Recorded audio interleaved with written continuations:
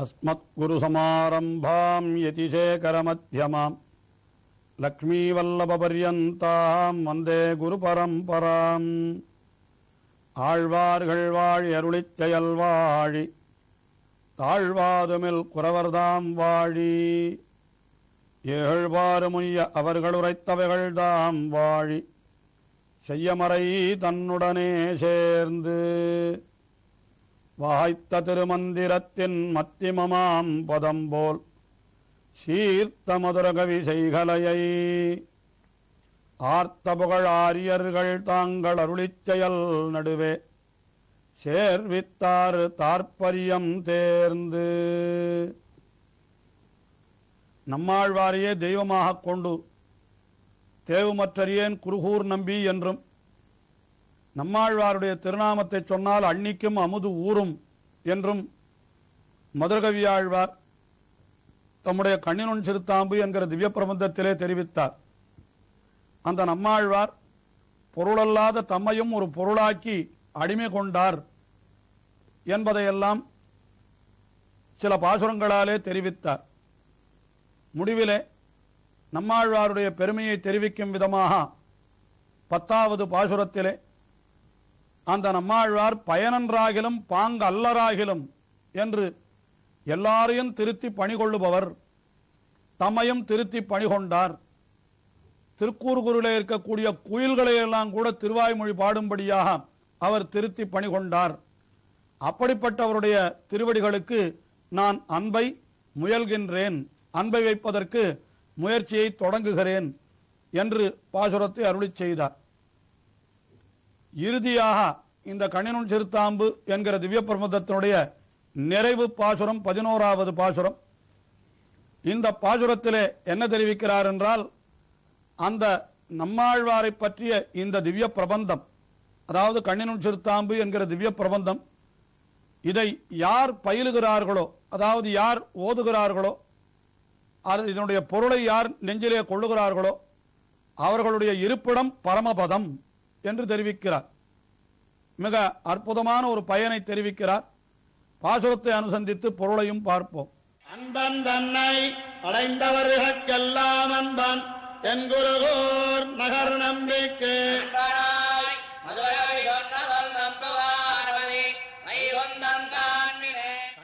அன்பன் என்று பகவானை தெரிவிக்கிறார். அன்பன் என்றால் எல்லோரிடத்திலும் அன்பை வைப்பவன் பகவான். அதாவது பகவான் என்னால் வாத்சல்யம் என்கிற திருக்கல்யாண குணத்தை உடையவன். வாத்சல்யம் என்கிறது ஒரு குழந்தையினிடத்திலே தாய் வைக்கிற அன்பு, அந்த அன்புக்குத்தான் வாத்சல்யம் என்று பெயர்.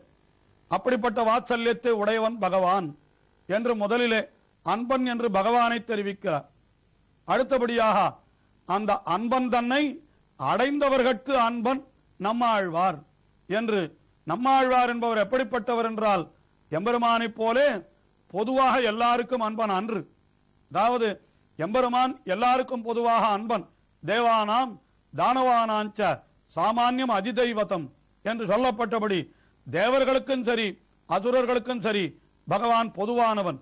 அவன் தன்னுடைய நிலைக்கு சேர எல்லாரிடத்திலும் தான் அன்பை வைக்க வேண்டியவன்.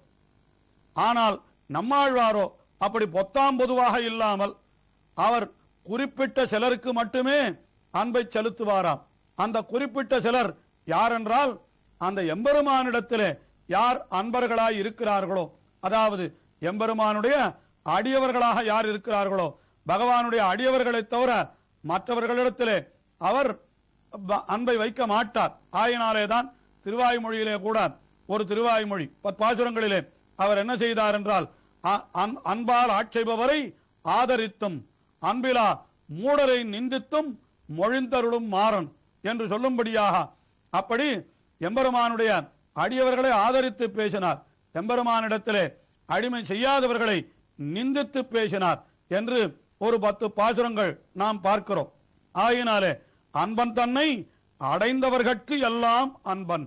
அந்த அன்பனான எம்பெருமானை அடைந்தவர்கள் யாவர் சிலருண்டோ அவர்கள் அத்தனை பேருக்கும் அன்பன் என்றால் அவர்தான் தென்குருகூர் நம்பி என்று சொல்லும்படியாக அந்த திருக்குருகூர் என்கிற திவ்ய தேசத்திற்கு அதிபரான, அதாவது தம்முடைய குணத்தாலே தம்முடைய பக்தியாலே அந்த திருக்குறுகூரிலே இருப்பவர்கள் அத்தனை பேரையும் தம்முடைய வசத்திலே கொண்டிருந்தாராம்.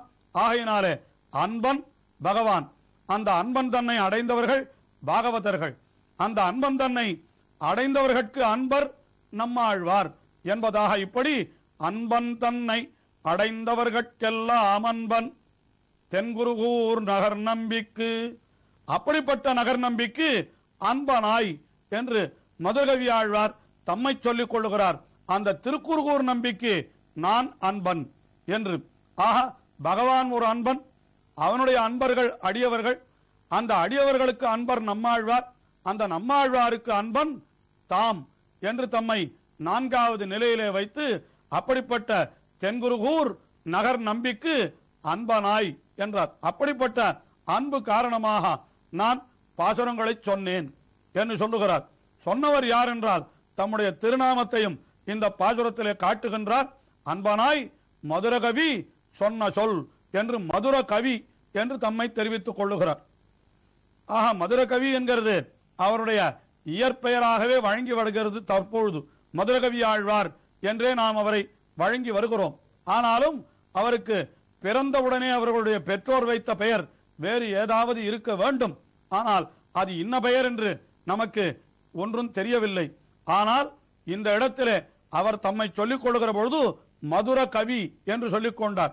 அதாவது மதுர கவி என்றால் இனிமையான பாடல்களை பாடுபவர் என்பது பொருள்.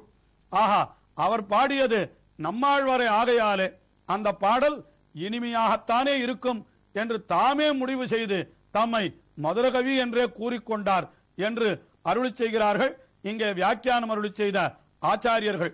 ஆஹா, இது ஆழ்வாரை பற்றிய பாடலாகையாலே இது மதுரகவி என்று சொல்லுகிறார். எம்பெருமானை பற்றிய பாடலாயிருந்தால் அது சற்று வரைமுருகலாக கூட இருக்குமாம். ஆனால் நம்மாழ்வாரை பற்றிய பாடல், எம்பெருமானுடைய அடியவரை பற்றிய பாடல் என்றால் அது எப்படி இருக்கும் என்றால் அது இனிமையான பாடலாகத்தானே இருக்கும். ஆகினாலே அந்த பாடலை பாடின தம்மை மதுர கவி என்று சொல்லிக் கொள்ளுகிறார். ஆக இப்படி நம்மாழ்வாருக்கு அன்பனாய் மதுரகவி சொன்ன சொல். மதுரகவி ஆழ்வார் அருளி செய்த இந்த பாசுரங்கள், அதாவது 11 பாசுரங்கள் நம்மாழ்வார் அவரை பற்றிய பாசுரங்கள். இவர் நம்மாழ்வார் திருவாய்மொழி அருளி செய்தார். திருவாய்மொழியிலே ஒவ்வொரு திருவாய்மொழியிலேயும் 10 பாசுரங்களை கொண்ட ஒரு தொகுதி, ஒரு பதிகம் என்று நான் ஏற்கனவே தெரிவித்திருக்கிறேன். ஆனால் நம்மாழ்வார் அருளி செய்த திருவாய்மொழியிலே ஒவ்வொரு பதிகத்திலேயும் 11 பாசுரங்கள் அமைந்திருக்கின்றன. அது 10 பாசுரங்கள் அந்த திருவாய்மொழிக்குண்டான விஷயத்தை எம்பெருமானை பற்றி அங்கே தெரிவிக்கும்.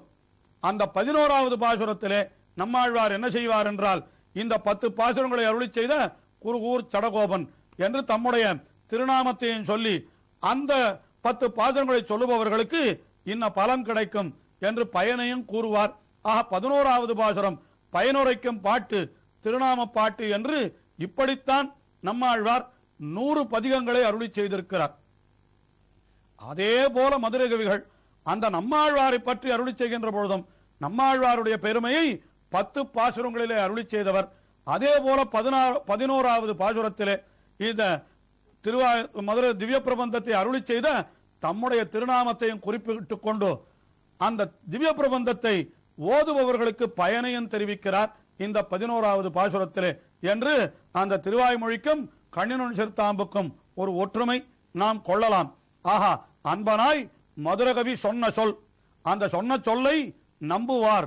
நம்புவார் என்றால் அதை விசுவசித்திருப்பார், அதை கற்பார், அதை ஓதுவார், அதனுடைய பொருளை தெரிந்து கொள்வார், அந்த பொருளின்படியே தாங்கள் நடந்து கொள்வார் என்று இந்த நம்புவார் என்பதற்கு எல்லா பொருளையும் சொல்லலாம். அப்படி நம்புவார் யாரோ அவர்கள் பதி என்னால் அவர்களுடைய ஊர் எது என்று கேட்டால் நம்புவார் பதி வைகுந்தம் காண்மினே.